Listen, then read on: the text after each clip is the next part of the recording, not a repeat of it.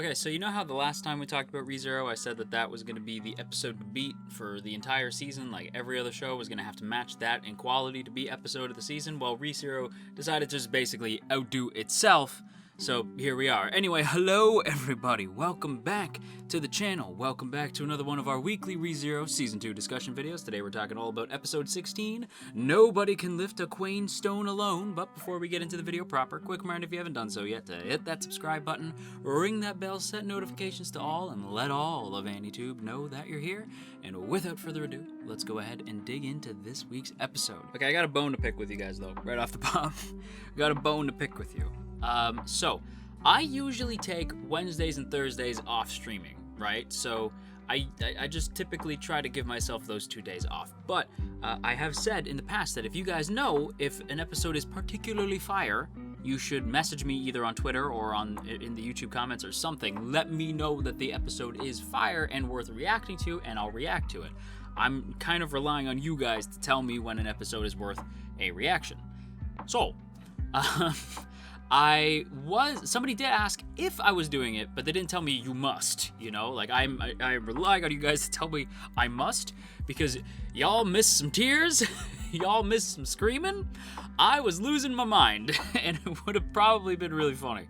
But alas, we missed out, because, oh man, this week's episode, I don't even have the words to describe the emotions that I went through with Garf, right? Now Garfiel, right? Our boy, our lasagna boy, right? Lasagna boy, I have always said, is probably gonna be best boy, right? Otto right now, this season, Otto's best boy. But Garf has that power. You know, Garf could be the best boy of a particular season. And he makes a strong play for best boy this week. A strong play. You guys might know this about me, that sometimes I like the characters who are, jerks. I don't know why. The angry, jerky characters who are just who are tools, but they have that little sparkle, that glimmer of something good inside them that makes you want to see them stop being a jerk and be nice. You know what I mean? Like, you want to see them work through whatever their problem is, right? I have a lot of characters like this. I like the asshat characters. I don't know why. And so from the jump, even when Garf was being a total jerkwad, I loved him. I still loved him. I still love him now as much as I did then. But seeing him go from, there's something about, I think the trope that I'm looking for in particular is I love characters that start as, a bully character and then go all the way around and become, a friend of the good guys. You know what I mean? I'm thinking of, so many different characters in my head who start as a bully and then become a friend of the team. And that's really what I started to realize, that I was like, oh my god, that's what they're going to do with Garfiel. He's going to start as this antagonist and then eventually turn good and join up with the squad, and I loved it. And I'm obviously going to need to take a moment, as a Shonen Jump fan, you know, a fan of the Shonen combat series, right? A fan of traditional battle Shonen, and just fighting in anime in general, I guess, when I think about it. I gotta talk about the fight between Subaru and Garf. Subaru should have been flat as a pancake, right? Because I was like, there's no way. But then I forgot that my boy is my boy.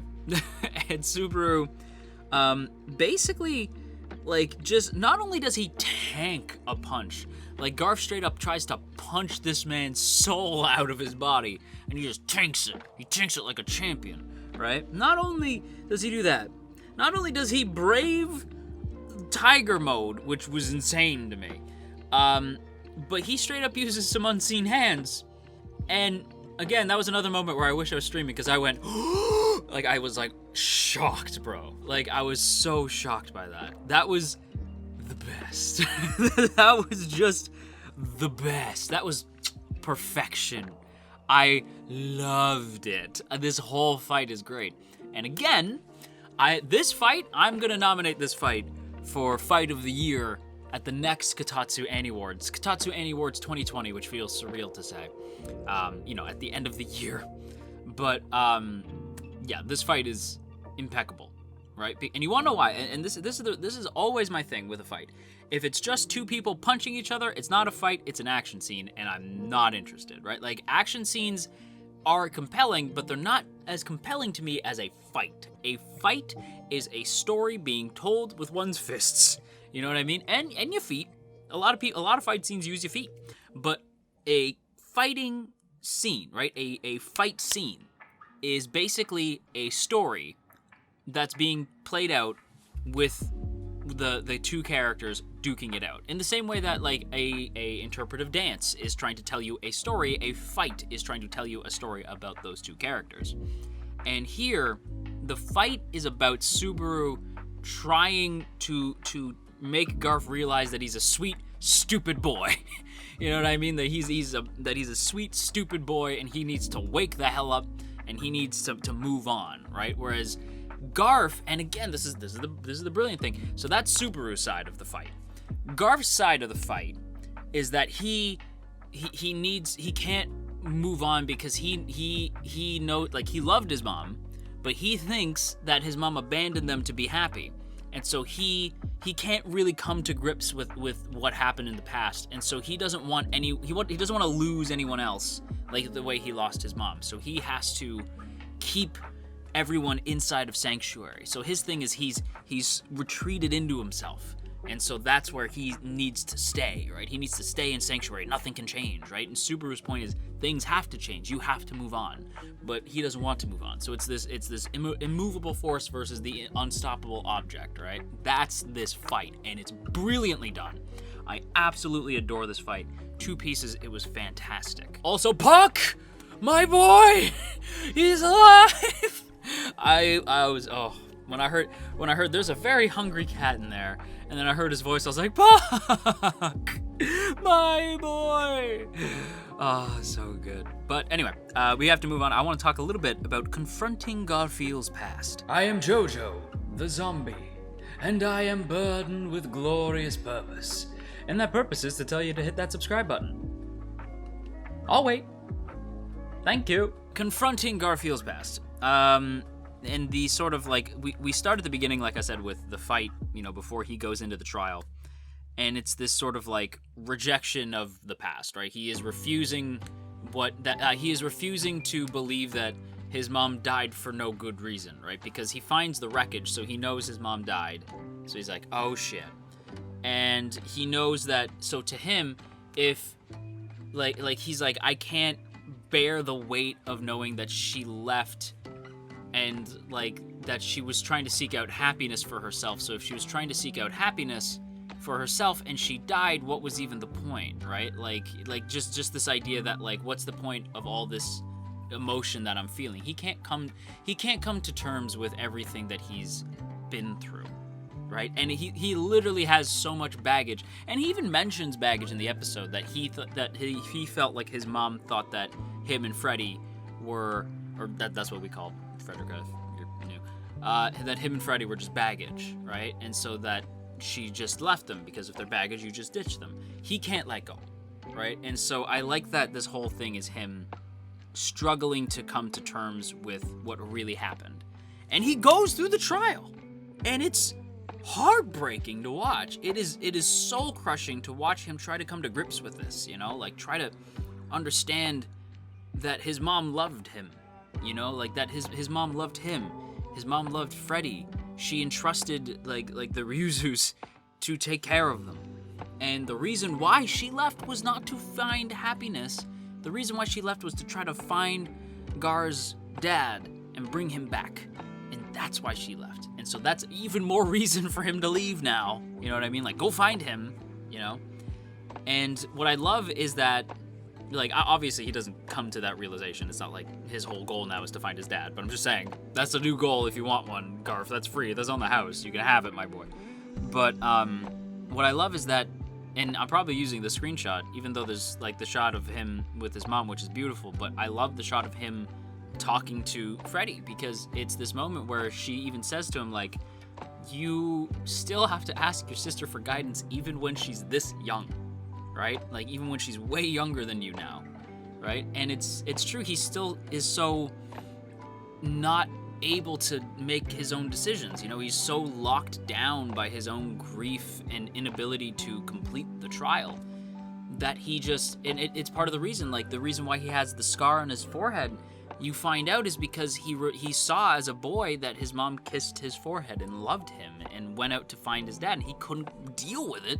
And so he just literally like gave himself a scar at the mere thought of the fact that she loved him, you know, like that there was a reason she left, and it haunted him. And it just broke my heart to see him go through all this shit. But at the end, he like Freddy says, like, what do you want to do? Because he asks her for help. He reaches out. He extends his hand and says, like, help me figure out what I'm supposed to do. And she says, he says, what should I do? Like, tell me what to do. And she goes, what do you want to do? And that was like, that broke my heart. Because I was like, he's such a soldier. You know what I mean? Like, he can't give himself orders. Like, it's just such a foreign concept to our boy. And to see him have to come to grips with, like, I want to help these people. I need to help the people who need me, and I want to fulfill their expectations of me, because that's what I want to do. And it's like, that's a noble goal. And when I heard that, I'm like, that's the friggin' right answer, my boy. Woo! I was like, hell yeah, my lasagna boy. You know, I was just so proud of my lasagna boy. And also, the ships are now set in stone. Ram and my girl Ram and Garf, that's a ship right there. Now listen, Ram is my girl, but I could definitely sign the ship.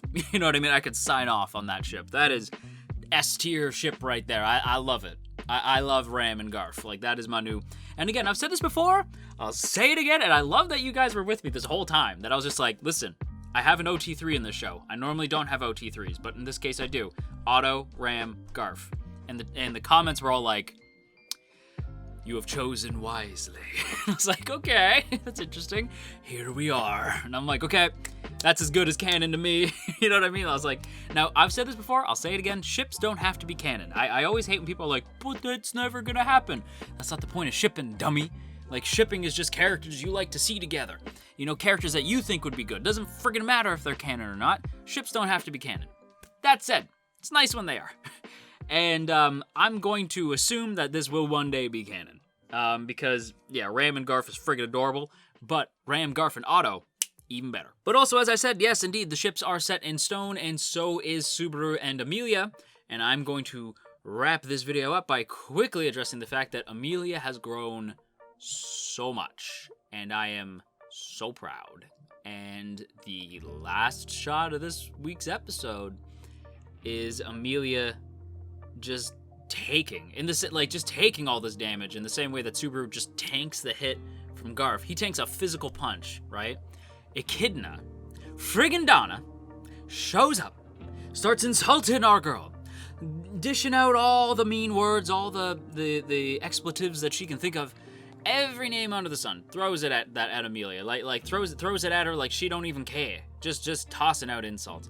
And I'm not gonna lie, I like you, Echidna, but I don't appreciate the sass from my girl, because my girl's been through a lot of bullshit this week.